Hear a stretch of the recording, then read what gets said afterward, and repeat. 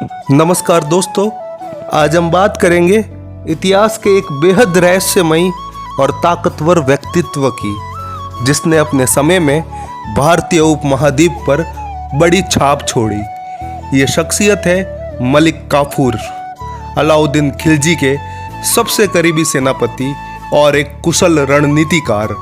तो आइए जानते हैं मलिक काफूर के जीवन और उनकी उपलब्धियों के बारे में। मलिक काफूर का जन्म एक हिंदू परिवार में हुआ था।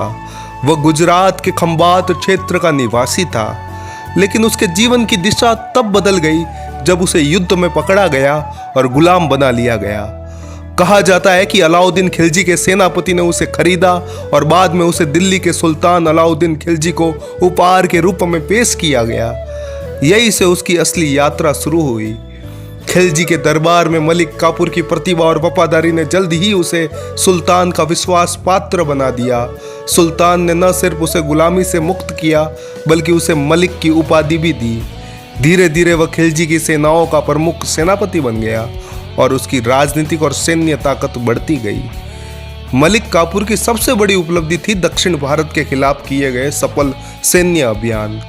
1306 से लेकर 1311 के बीच मलिक काफूर ने देवगिरी, वारंगल, होसल और मदुरै के शक्तिशाली राजाओं को हराकर उनकी राजधानियों पर कब्जा किया।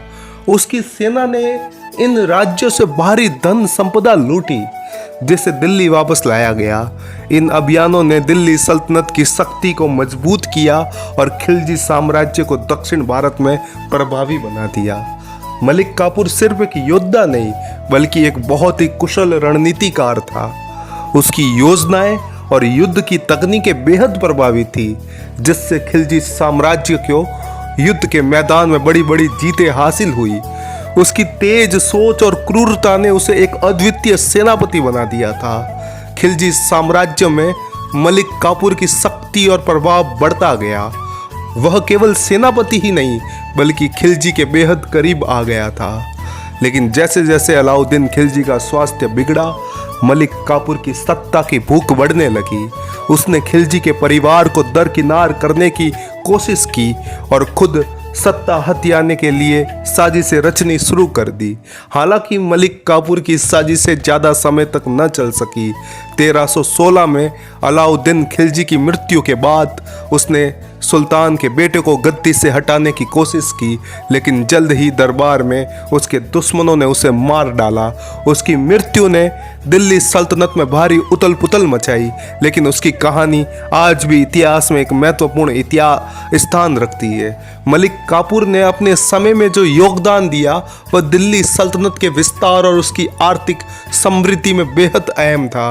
हालांकि उसकी क्रूरता और सत्ता की लालसा ने उसके अंत को भी उतना ही निर्मम बना दिया।